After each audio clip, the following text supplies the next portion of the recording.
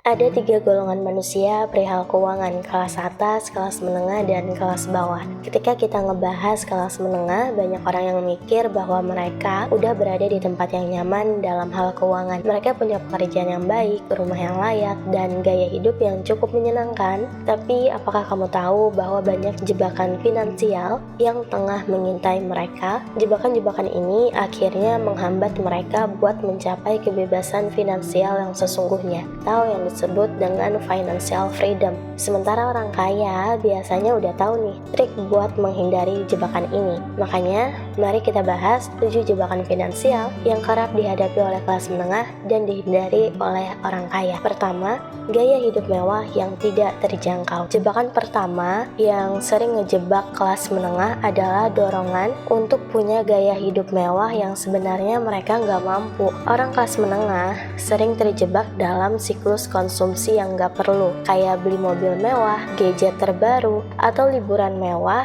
hanya buat ngejaga citra atau ngejaga gengsi mereka. Sementara orang kaya cenderung gak terjebak oleh hal ini. Mereka biasanya lebih bijak dalam pengeluaran karena mereka paham bahwa aset yang berharga bukanlah barang-barang konsumsi, melainkan investasi yang memberikan keuntungan jangka panjang. Beda sama kelas menengah yang cenderung terjebak tren dan akhirnya membeli barang-barang konsumsi yang cepat menurun nilainya. Kedua, utang konsumtif. Banyak orang kelas menengah yang terjebak dalam utang konsumtif. Hal ini kayak pinjaman kartu kredit, cicilan mobil, atau pinjaman pribadi buat hal-hal yang sebenarnya nggak begitu diperluin.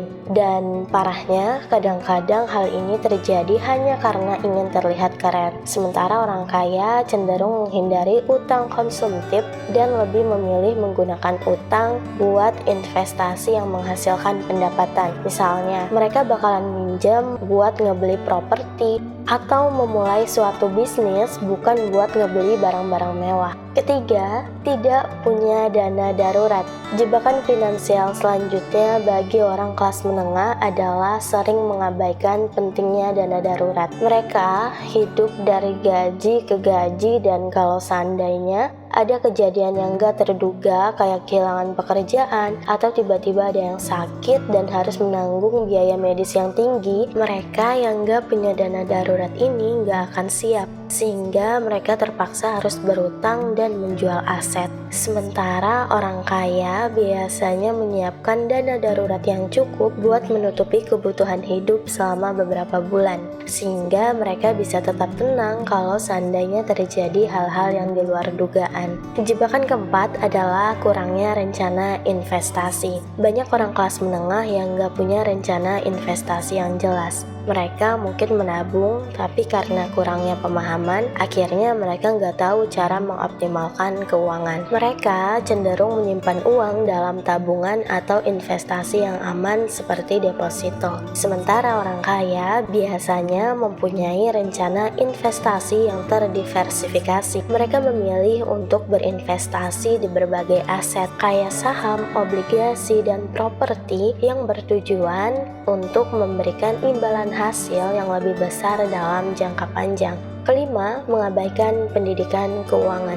Pendidikan keuangan adalah aspek yang sering diabaikan oleh orang kelas menengah. Mereka mungkin gak memahami konsep dasar investasi, pajak, atau manajemen resiko. Sementara orang kaya biasanya menginvestasikan waktu dan sumber daya mereka buat belajar tentang keuangan dan mengikuti perkembangan terbaru dalam dunia bisnis dan investasi. Karena kadang gini, orang kelas menengah cenderung terlalu fokus sama teori atau promosi produk keuangan tertentu tanpa mereka benar-benar paham sama apa yang dibutuhin. Akibatnya, kelas menengah bisa terjebak dalam keputusan keuangan yang kurang tepat, kayak ngebeli produk atau investasi yang beresiko tinggi tanpa paham sama resikonya. Jadi, penting untuk punya sikap kritis, selalu mencari informasi dari berbagai sumber dan tetap terbuka terhadap setiap perubahan. Jebakan keenam adalah gagal membuat rencana jangka panjang.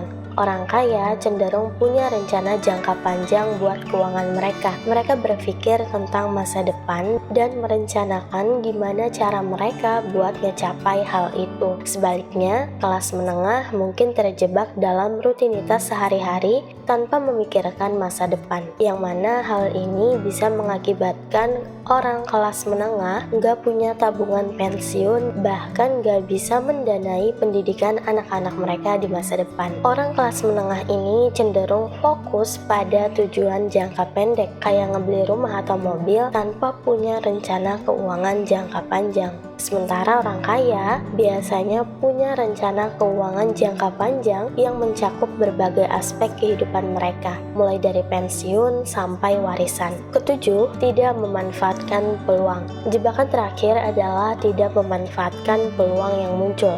Orang kelas menengah sering terjebak dalam zona nyaman mereka dan ragu buat ngambil resiko. Mereka mungkin bakalan melewatkan peluang investasi atau bisnis karena takut gagal. Sementara orang kaya cenderung lebih terbuka terhadap peluang baru dan selalu siap mengambil resiko yang terukur buat mencapai tujuan mereka. Nah, itulah beberapa jebakan finansial yang sering dihadapi oleh kelas menengah dan tentunya dihindari oleh orang kaya. Intinya, untuk menghindari jebakan ini, kamu perlu lebih bijak dalam mengelola keuangan. Dengan cara ini, kamu bisa mencapai kebebasan finansial dan mungkin suatu hari nanti kamu juga bisa menjadi orang kaya yang sukses.